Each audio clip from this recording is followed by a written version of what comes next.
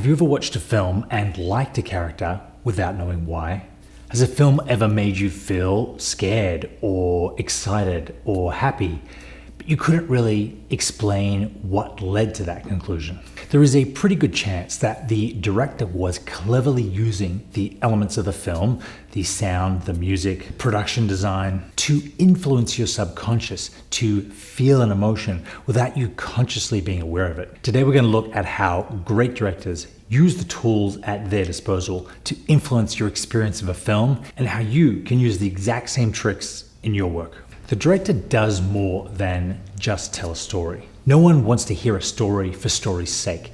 We want to experience a story for the things that it's going to make us feel. The excitement, the tension, the fear, the happiness, the relief. And great directors have discovered that if we're not consciously aware of some of the elements in a film, those elements will trigger a greater response than if the director had made the imagery explicit. This sort of crosses over with subtext and the hidden meaning of things, or what's not said on screen. First, I'm going to cover the work of Ridley Scott, who is a master of production design. Before he was a director, he was actually a production designer himself, and he has a very hands-on role in the design of all these films. This doesn't mean that it needs to be lavish sets and millions spent on construction. It can be as simple as placing something in the background. In this clip from House of Gucci, Patrizia is meeting her future father-in-law, played by Jeremy Irons, for the first time. It happens at an outdoor restaurant with lots of other staff and patrons around. Adam Driver is placed against a dark background, so he's light by comparison. Patrizia, played by Lady Gaga, is placed against a white background, so she's darker in comparison. And Jeremy Irons' character has a chef carving strips from a piece of meat in the background. It's a subtle visual metaphor for how he's analyzing and judging Patrizia's character and finding her unworthy of marrying into the Gucci family. Ridley Scott made the decision to place him in the background where we wouldn't consciously even notice him, but the effect would influence how we perceived the character and how we perceived the scene. It's not one single thing that's going to make the audience suddenly connect with the film, but it's this type of filmmaking layering in small, meaningful details which can make the difference between a mediocre film and a great film. Ridley Scott is the master of using production design to influence subtext. If we go back to his classic Blade Runner, we have a scene where Roy Batty, the replicant, is meeting his maker. In the hands of a lesser filmmaker, the scene would have happened in a boardroom or a luxury suburban home. But the advantage of science fiction is that everything gets designed. If you're looking 40 years into the future, you get to start from scratch and build in the subtext of the film into every fork, every wall. The architecture is clearly temple-like, and all of the iconography of the scene points to Tyrell as being a god who has created life. The dressing gown he puts on closely resembles the Pope's robes. He's dressed all in white. Batty is dressed all in black. The room is full of thousands of candles, which have a similarity not just to churches and places of worship, but the metaphor mentioned in the scene. The light that burns twice as bright burns half as long. And there's further layers of subtext.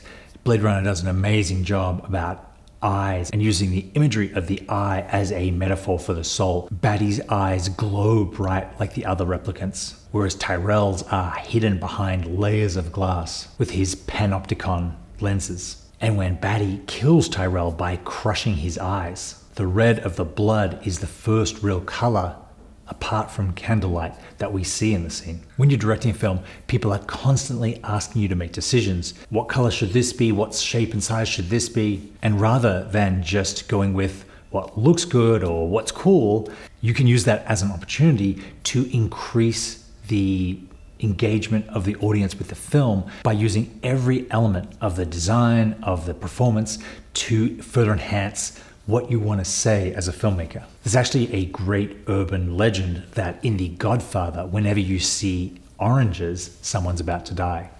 They interviewed the production designer and Francis Ford Coppola about this, and it turns out to be incidental, and that they were just looking for a way to add more color to the scene.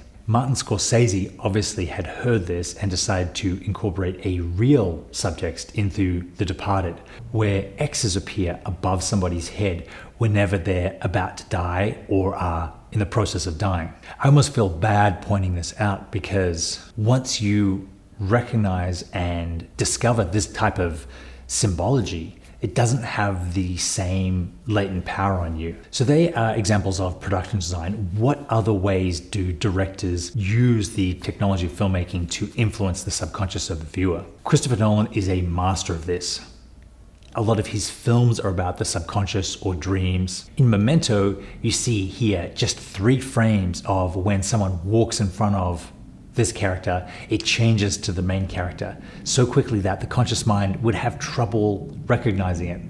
No discussion of the subliminal in film would be complete without the work of the master, Alfred Hitchcock. He almost single-handedly invented the genre of the thriller and was constantly innovating and looking for new ways to further involve and terrify his audience. In his most famous work, Psycho, he took this to the next level by splicing in individual frames of the knife going into what looks like the woman's flesh in the famous shower scene. Too fast to be consciously registered, but certainly fast enough for our subconscious to pick up on and realize that we'd seen something super disturbing. He also had a lot of fun with fades. In the final shot of Norman Bates, it fades between him looking straight into the camera and them retrieving a car from a swamp. If you look very closely, you'll see that between the fade of his face and the car, for a split second, you see a skull fade between the two. In classic Hitchcock style, the skull fade was only placed in some of the prints of Psycho. So if someone noticed it and then took their friend to see it, it wouldn't appear there, and the person would be left wondering if they'd really just imagined it. If you're a filmmaker and you're not using these kind of devices, visual subtext, subliminal editing, and all the other things we've talked about, you are missing a huge opportunity to further influence and involve your audience. As the director, you're responsible for everything that appears in front of the camera. So why not make everything work for your story and for how you want the audience to feel? If you're interested in more filmmaking tips like these, check out Canon Masterclass. I have a ton of long-form tutorials, everything from camera to lighting to storytelling, and a whole new series about how I wrote, directed, and produced my feature film, The Devil's Fortune. Check it out at canonmasterclass.com. Thank you very much for watching, and I will see you next time.